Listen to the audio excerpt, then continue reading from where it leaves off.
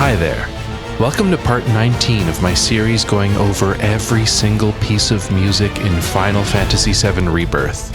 I said at the end of the last one that this episode would conclude Chapter 4, but that has turned into a lie. There was just too much to say about these last 9 tracks. That and the climactic Midgar Mysteries finale just kept growing and growing. So this is now the penultimate episode of Chapter 4. Savor it, because you're going to need your sea legs soon. But for now, it's time to jump in.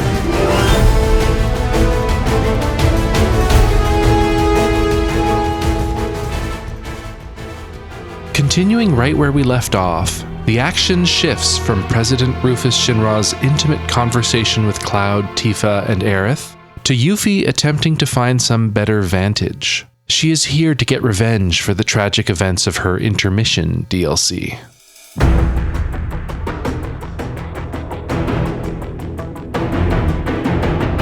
Our first track kicks in right as the cutscene comes to a close. This is a highly percussive track with heavy brass stabs punctuating the bars. Accented staccato strings eventually form the central melodies, the first of which is a take on the Wutai theme.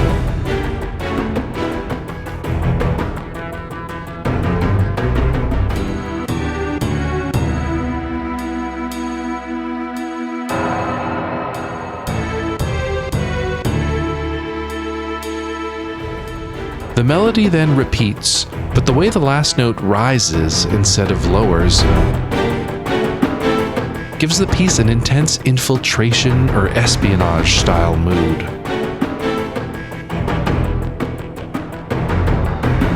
The second strings part seems to be evoking Shinra's B section, which has understandably had a lot of mileage over the last couple episodes.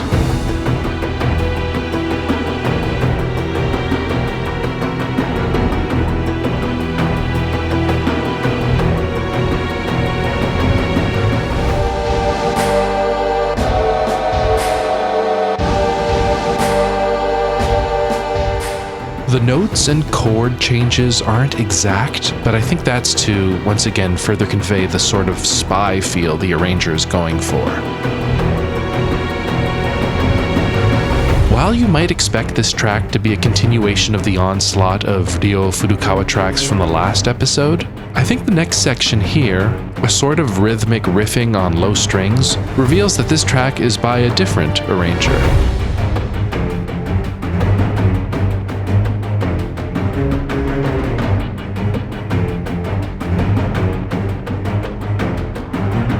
Shotaro Shima frequently makes use of this sort of little bassy breakdown interlude. Here it is, in my opinion, his 2 best remake-era compositions, Tightrope and The Day Midgar Stood Still.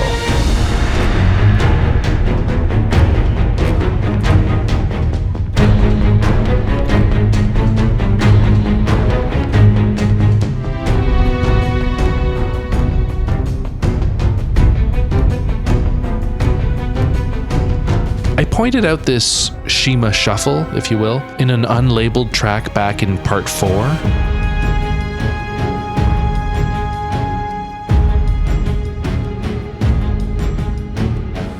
As a way to conclude that that track was likely composed and arranged by Shima, and I think the same is true here. It's also evocative of another confirmed Shima track, Gotta Do Something, initially from Yuffie's Intermission DLC, but which we covered back in part 13 when we first meet Yuffie in Rebirth.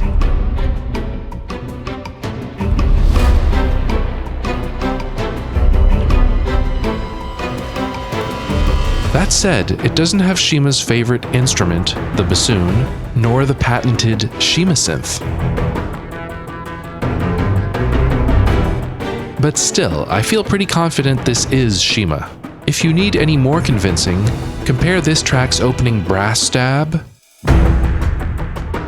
to the opening brass stab in Tightrope.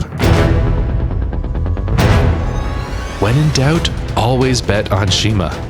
There's one last strings melody in here I think is worth highlighting, which to me sounds like a new melodic idea, but let me know if you think it's from a pre-existing reference.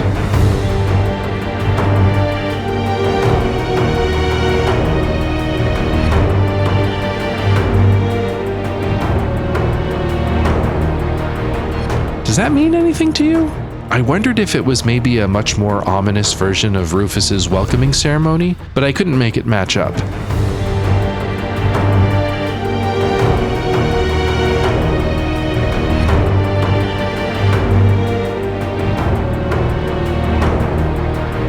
Eventually, Yuffie makes her way up the building and finds herself a nice perch for taking out Rufus. As soon as she does, the camera and music cut to Red and Barrett spotting Yuffie up top.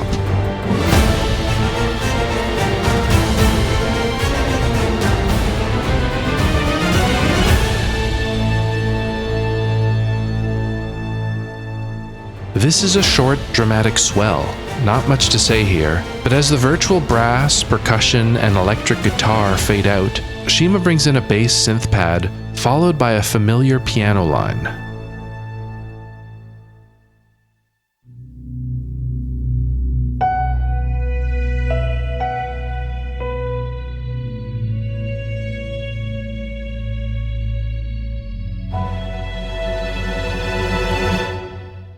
You might recognize that as the intro to the beautiful track Melfi and Sonon from, once again, the Yuffie Intermission DLC.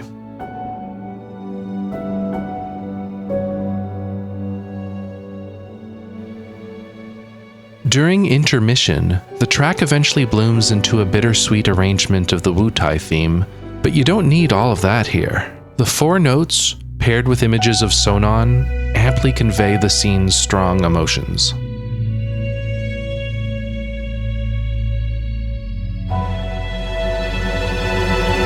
Having found her resolve, Yuffie must now focus in on her target and take him out once and for all.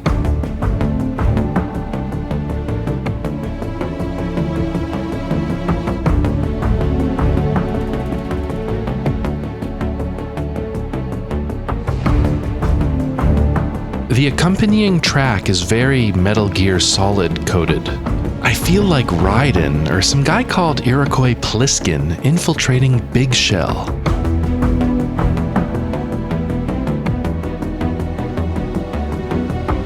This is a very stationary track, if you know what I mean. The chords aren't really going anywhere, but neither is Yuffie. The only sort of notable melodic movement is when the ascending strings melody evokes the Shinra theme.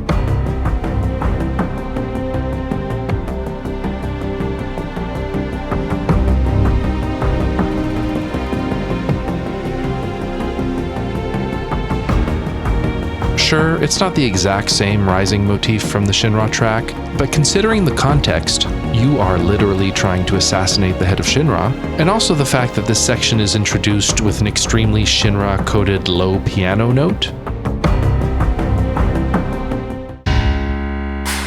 I think the melodic association is quite intentional. Not too much else to point out here. The track is almost 2 minutes long before looping, which is surprisingly generous considering this music is exclusively used for this very, very short, very cool presidential assassination minigame. For that reason alone, I'm assuming this is Shima again. As Yuffie throws her shuriken, the track stops. And as Heidegger spots the incoming attack, our next piece just as quickly begins.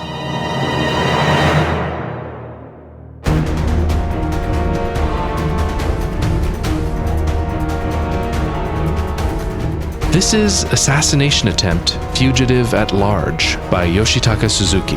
While we have covered many Yoshitaka Suzuki tracks in this series so far, over 20 by my count, this is only the second one to have been included on the Rebirth original soundtrack. Fortunately, there are a lot of cool musical ideas in this piece, so let's get into it. Following the chaotic initial swell, the track hits the ground running. This is an energetic arrangement of Shinra's B section, with the brass conveying the leitmotif, while the percussion and bouncing staccato strings drive the track's urgency forward.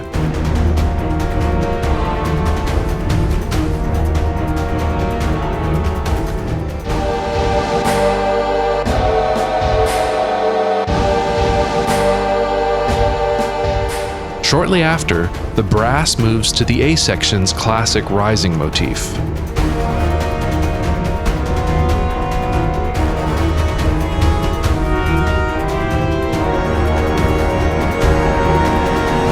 When the A section repeats, however, the motif's final note and chord resolve much more ambiguously than usual.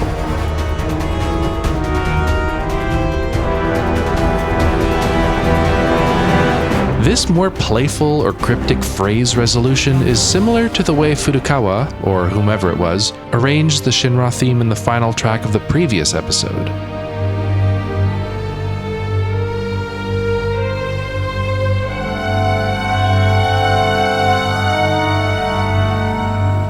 Just like how in that last scene we were experiencing the uncertainty of this new era of Shinra, here too, following the assassination attempt, things are in complete disarray.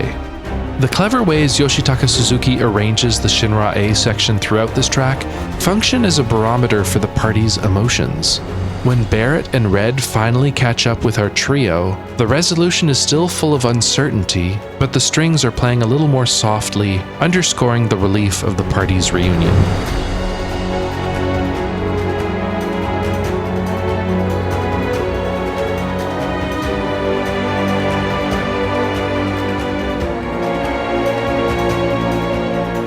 Unlike the quote-unquote stationary feel of the Yuffie assassination music, the various strings ostinato here give the impression of constantly moving forward. Even when they're standing still, there's a strong sense that we have to hurry, hurry, hurry.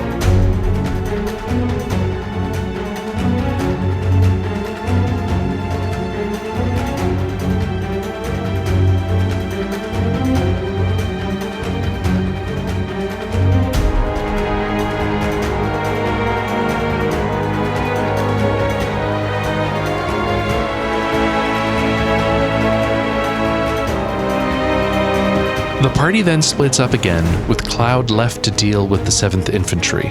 Cloud begins to interpret some of the 7th Infantry's hesitation as a threat, and so on cue, the piece morphs into the appropriately combative "Let the Battles Begin."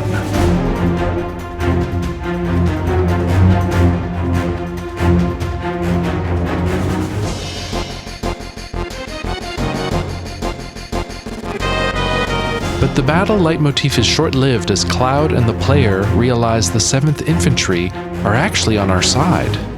On cue, we return to the Shinra A section, but with a bit more triumphant conviction than before.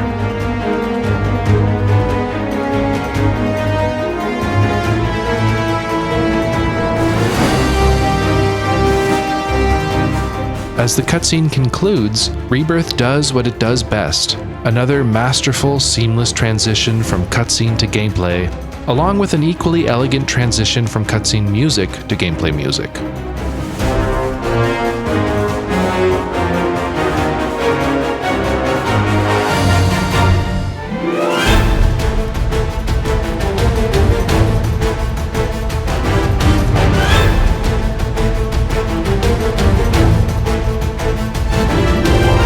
We are now inside what largely sounds like an arrangement of Let the Battles Begin, although the influence of Shinra is still present throughout.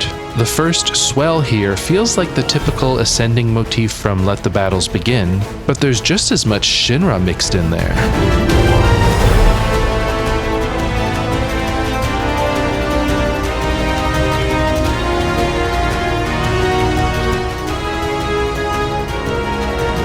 It makes sense thematically to blend these two motifs together. We are literally fighting with Shinra on our side for this sequence, but musically, the two motifs are so similar that I find the blending of the two sort of messy.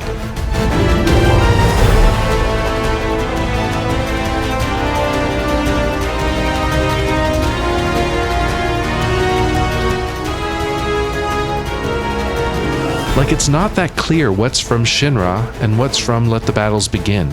And even completely separate, I sometimes mistake one motif from the next, such as during the final track from the last episode. These are very similar melodies. From a big picture, thematic standpoint, it makes sense that in the FF7 universe, the sheer will to fight would be derived and intrinsically linked to the existence of Shinra. I think that's an awesome little bit of world building baked into the very identity of Uematsu's score. But It does mean that when someone like Suzuki wants to explicitly blend these already very similar themes together, the lack of contrast means it comes out a bit muddy, in my opinion. Side note, if you are interested at looking at the, let's call it, archaeological excavation of Uematsu's core motifs and songwriting work, I have two big recommendations for you. The first is Doc Nano's YouTube video called An In-Depth Analysis of the Final Fantasy VII Soundtrack, where he walks you through the game's beautiful, intricately connected spiderweb of musical motifs. I've been obsessed with this score since I was a kid, but Doc Nano's video really illuminated all sorts of secrets and connections that I either hadn't even considered or had never been able to properly vocalize. There are a few connections in there that are a bit too galaxy brain for me, but maybe someday I'll have opened up my third eye and it'll all click. Either way, I cannot recommend this video enough. Hugely formative for the existence of my Rebirth series here. My second recommendation is Richard Anatone's body of work covering Nobuo Uematsu's rich use of motifs, leitmotifs, and a few other German musical terms I hadn't heard of before. Richard's work is staggeringly deep.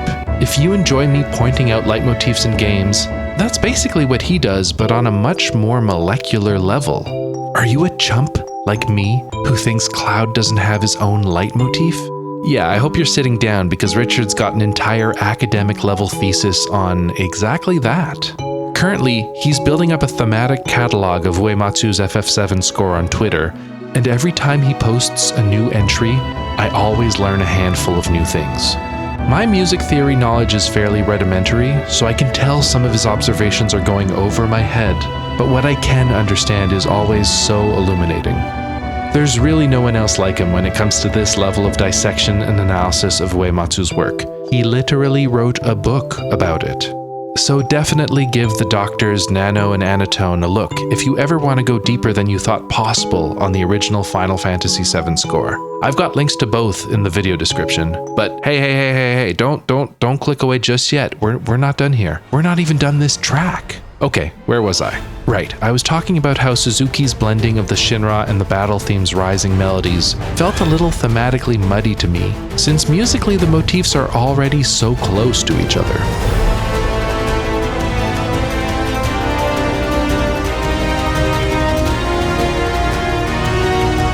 There's just not enough contrast for me here. However, a much more effective example of Suzuki blending the two themes happens right after this part.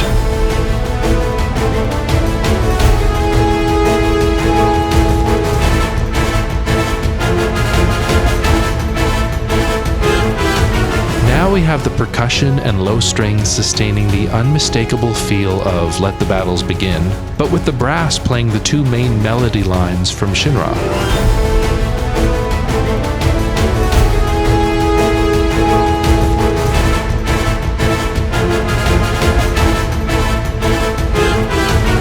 Those very fast brass stabs are a pretty creative way of energizing Shinra's B section, which is usually the slow-moving, moody part of the track.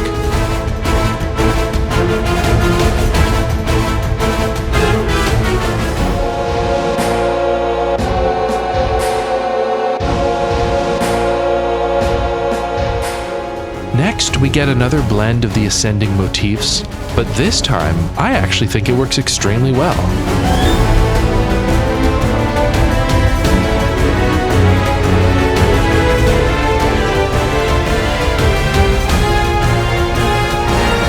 It's less faithful to either Let the Battles Begin or Shinra, and instead gets to just be its own thing. The strings are also doing some cool stereo harmonies here.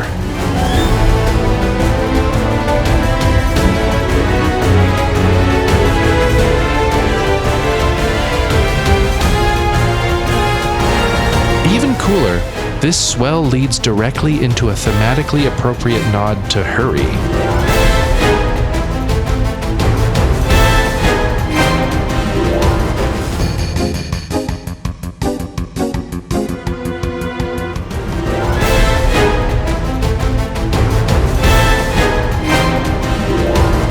Suzuki then shifts us to the so far fairly underutilized in Rebirth C section from Shinra's theme.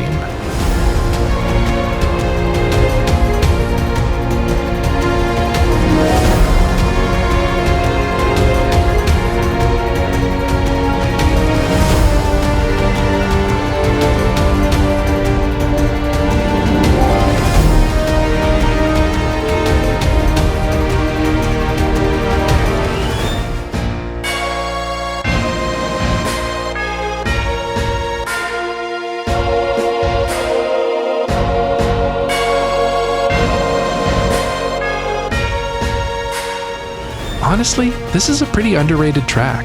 For what at first seems like a fairly safe Yoshitaka Suzuki arrangement, there are in fact quite a few little twists and secrets tucked into this one. Cool stuff. Okay, because Midgar Mysteries has become so dang long, I'm cutting off the Chapter 4 music analysis here for today. But we are almost done. Only a handful of tracks left in Chapter 4. Please look forward to everyone's fourth favorite soldier welcoming us at the beginning of episode 20. That track's a real treat. But for now, it's time for the first half of the Midgar Mysteries finale. Yeah, I had to cut this one in half as well, sorry. I know, it's long. It's gone too long. I know, it's almost done, I promise. I'm sorry. So please, enjoy the beginning of the end of Midgar Mysteries right now.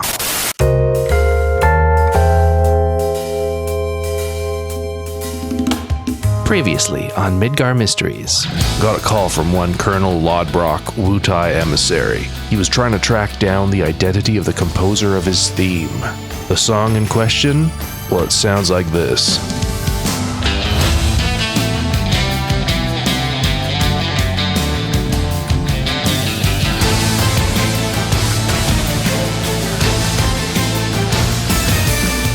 Yeah, it's a big brouhaha of a track full of bravado, big egos, and bigger guitar licks. The problem is that track comes from the slot machine simulator known as Final Fantasy VII Ever Crisis, and Square Enix hasn't released an official soundtrack for that quote-unquote game. Motifs from Mr. Lodbrok's theme show up in Final Fantasy VII Rebirth inside a subdued, ominous arrangement of a different track altogether.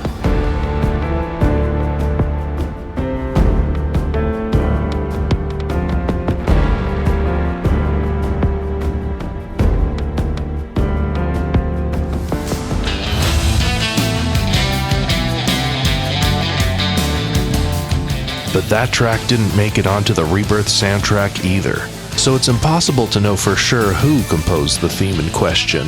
Impossible, the man claimed. Clearly he's not used to working with a true professional like myself. The name's Inspector RK. I'm the record keeper of who wrote what, and I promise you, we're getting to the bottom of this mystery.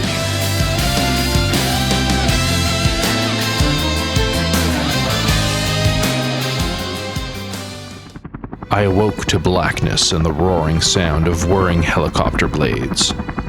I was still tied and blindfolded, but I could tell we were moving fast. A voice called out, "Rise and shine, little man!" Suddenly, the blindfold gets pulled from my head, revealing the piercing light of day. I winced, my eyes slow to adjust to the staggering brightness. "Where are you taking me?" I barked. The goons chuckled to themselves, declining to answer my query. "You'll see soon enough. We're just about there." I sense a sinking feeling in my stomach as the helicopter begins to descend. "That's close enough." One of the goons calls out to the pilot. The door next to me slides open, revealing the ocean's blue on the horizon. Closer still, a small outcropping of land, roughly the size of all of Wall Market. I know this place. It's the island from my dream. Before I can take in another moment of the view, I feel two of the goons grab me by the collar and waist. "Now off you go." Now wait a minute, gentlemen. "Have a nice trip. See you next fall." With my arms still bound, I'm incapable of stopping them from tossing me outside the helicopter door. I fall. Far enough for it to hurt, but to my surprise, not to kill. We were closer to the ground than I'd expected.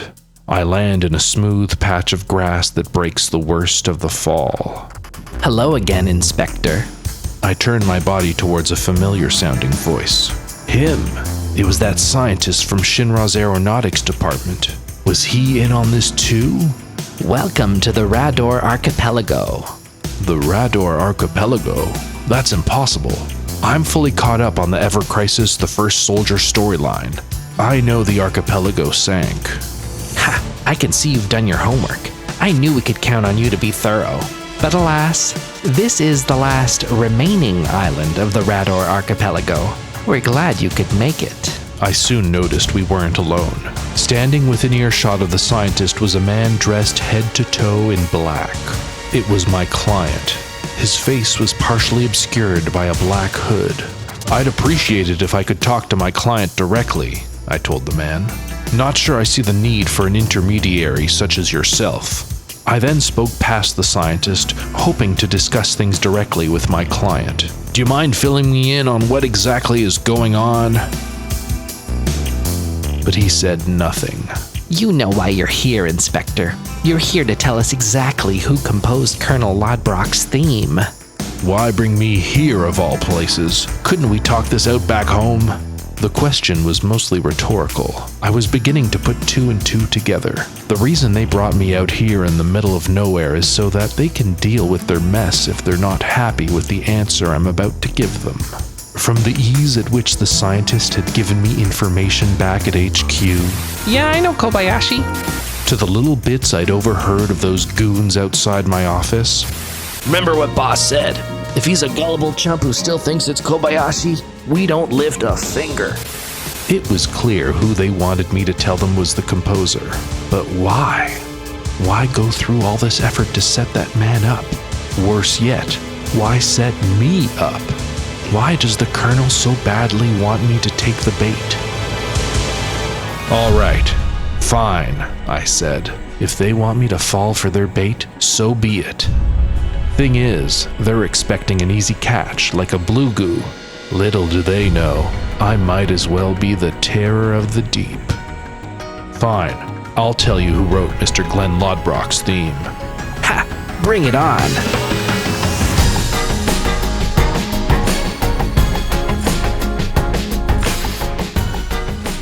Let's start from the beginning, shall we? From the get-go, I had more suspects than I'd like. Eliminating Mr. Junya Nakano was the easiest, since he wasn't credited in Rebirth, only in Ever Crisis. Since Mr. Lodbrok's theme shows up in Rebirth, Mr. Nakano's name would have to be there too if he had been the composer. Objection! How naive of you to assume his omission from Rebirth's credits would be grounds to eliminate Mr. Nakano. Mr. Patrick Rainville's wonderful long-form series analyzing each piece of music from Final Fantasy VII Rebirth has shown that some names, such as Daiki Ishikawa and Takafumi Imamura, were omitted from the Rebirth credits even though the various VR combat simulator tracks and Hip Hop the Chocobo, among many others, made it into Rebirth. Had you spent less time maligning his YouTube series and instead focused on what Mr. Rainville was actually saying, you would know Nakano's purported omission from the Rebirth credits means nothing. Hold it! That's a false comparison. Mr. Ishikawa's compositions you listed above were written for Remake, not Rebirth. His omission from the Rebirth credits can be chalked up to an internal decision not to credit musicians who didn't contribute anything new to Rebirth.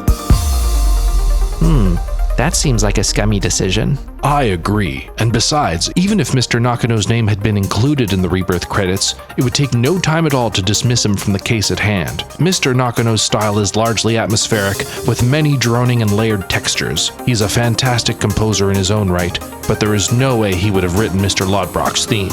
Next, I eliminated Mr. Ryo Furukawa and Mr. Shotaro Shima since I couldn't find a single song in their discographies with half of the gusto, bravado, and rock and roll spirit of Mr. Lodbrok's theme. Objection! You eliminated Mr. Furukawa just like that? On a gut check? Had you watched Mr. Rainville's masterpiece Final Fantasy XVI Music Analysis Part 1 video, you would know Mr. Ryo Furukawa is the unsung mountain from which the score's highest peaks are met. You want bravado? Listen to the blistering, menacing precision of the strings and brass harmonies in The Riddle.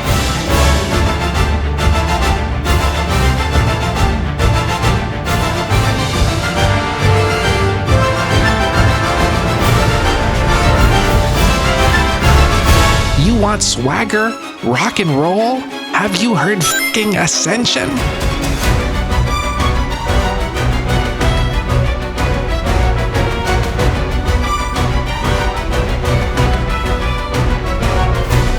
You think Ryo Furukawa doesn't have the guts to write Mr. Lodbrok's theme just because he sticks to classical orchestration? Besides, Furukawa's name is all over The First Soldier, Rebirth, and Ever Crisis. Hold it! I never said he couldn't, but why would they hire someone so specialized in rousing, hyper-realistic virtual orchestral battle tracks to write a character theme? Besides, you're conflating his skill as an arranger with his compositional work. Those killer FF16 strings melodies were likely all the work of those tracks' composer, Mr. Masayoshi Soken, not its arranger, Mr. Furukawa. Had Mr. Soken been a suspect, well, that would be a different story. There's no doubt he's got the swagger, bravado, and rock and roll spirit needed to write Mr. Lodbrok's theme. But that's neither here nor there.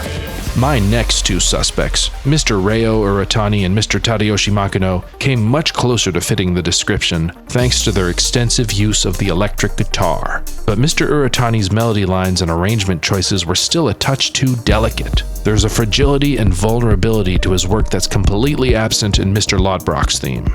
For Mr. Makino, we have the opposite problem. There is a subtle, dark, and often fiery intensity to his own compositions and arrangements that feel too contemplative and moody for Mr. Lodbrok's devil-may-care attitude. Objection! You're eliminating these two men because their guitar-heavy tracks are, too moody and or not moody enough? What are you even saying? For the majority of their careers, these two men worked at Capcom, of all places. Capcom is the home of swagger, of bravado, of Street Fighter, Marvel, and literal Devil May Cry. As Mr. Rainville rightfully pointed out, Colonel Lodbrok's theme could have been lifted right out of any of those series. Hold it! Capcom is the house of cool, yes, but Mr. Makino and Mr. Uratani never worked on any of those series you just mentioned. Their work at the company was exclusively limited to more capital F fantasy-inspired series like Monster Hunter and Dragon's Dogma. In those two series, Mr. Lodbrok's theme would stick out like a sore thumb. Objection! Take that! But that's where you're wrong, Inspector. Mr. Tadayoshi Makino contributed to a hard rock / heavy metal arrangement album of Devil May Cry music. Checkmate, motherfucker! Did he compose any of the tracks? No. Did he work on the arrangements? No. Well, what did he do? He played guitar and bass on a couple tracks. Okay, maybe that wasn't as strong a piece of evidence as I thought. Carry on. Next up was Mr. Shingo Karaoka, though I could tell from a mile away he wasn't the composer, thanks to his dizzyingly eclectic arrangement styles. Call the man up if you want a jazzy, hungover version of Johnny's theme, or a ragtime riff on Kate Sith's theme, or the Peruvian pan flutes, banjo, and trumpets of Gongaga Village. Otherwise, you'd just be wasting everyone's time getting him to arrange something as earnestly straightforward and rock and roll as Mr. Lodbrok's theme. That left me with three suspects. Mr. Masaya Tsunemoto's PSP-era composition sounded nothing like Mr. Lodbrok's theme, but his Rebirth-era arrangements of Mr. Uematsu tracks scratched a faintly familiar itch. It wasn't exactly Lodbrok-esque, but he did dabble in the occasional use of the electric guitar. More crucially, he was the only suspect listed in the composer's section of the Rebirth credits without a known Rebirth composition to his name. Meaning somewhere in Rebirth, there is a track composed, or at least co-composed, by Mr. Tsunemoto that didn't make it onto the Rebirth original soundtrack. Well, there it is then. You found our man. Hold it! Not so fast. While this fact is indeed disconcerting, it can't be denied that none of Mr. Tsunemoto's past compositions that I found sound anything like Mr. Lodbrok's theme.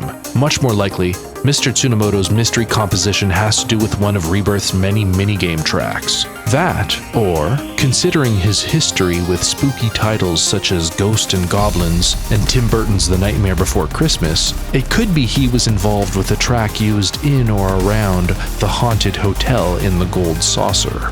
Moving on, my next suspect was a late addition, Mr. Hibiki Yamazaki. This one felt like the mother lode at first. In both the Ever Crisis and Rebirth credits, his name appears in a particularly prominent and unique section.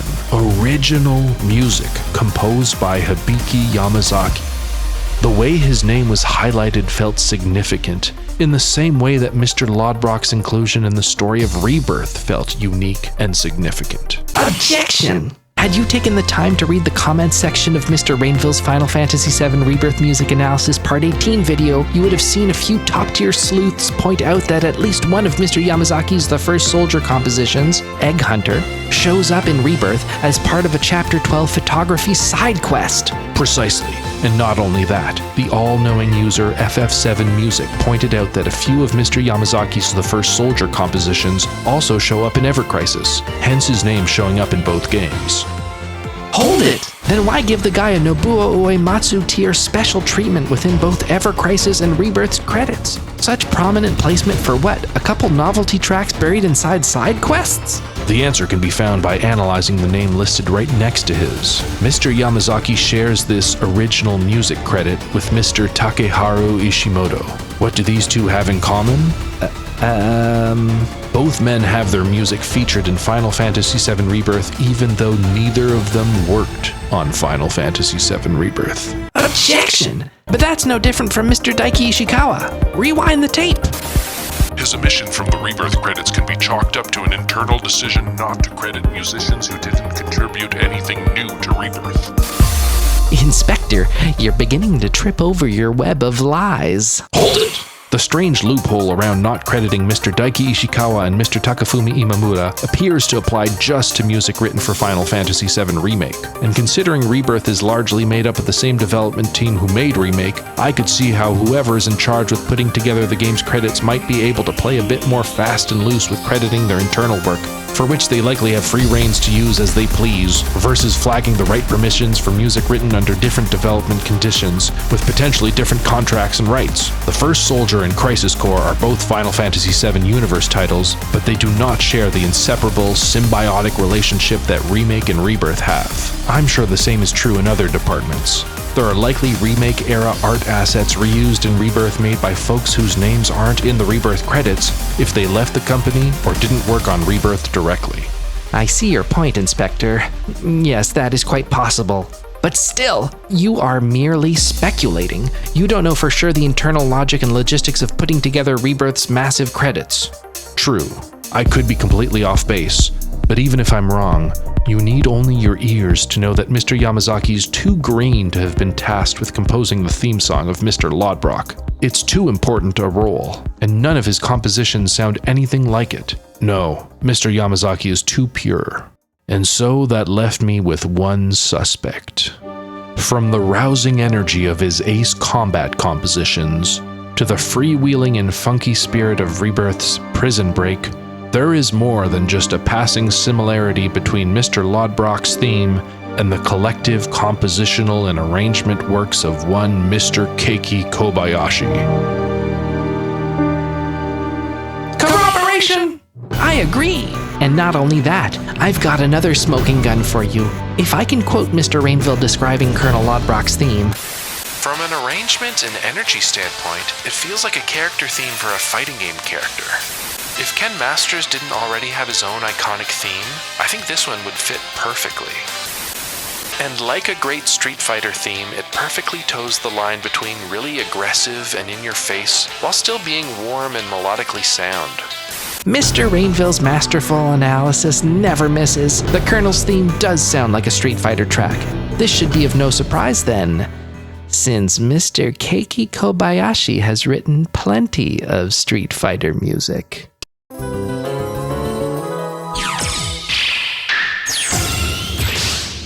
What? For Capcom's Street Fighter V, Mr. Kobayashi composed dozens of tracks, and not just catchy environment themes, but also highly melodic, highly bombastic, bravado-rich character themes, such as Fonks, Fangs, Kareens, and Nakalis.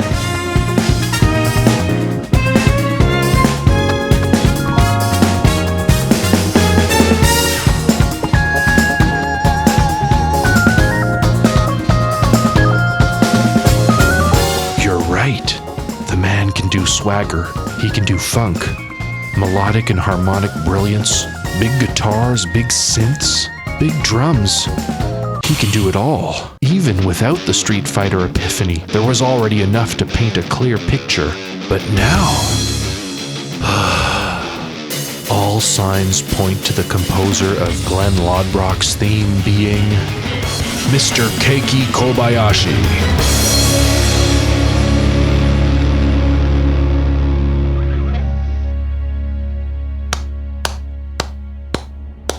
Good. Very good. I knew I could count on you to get the job done. Congratulations on nabbing the perpetrator, Inspector RK. Oh, but I didn't say it was Mr. Kobayashi.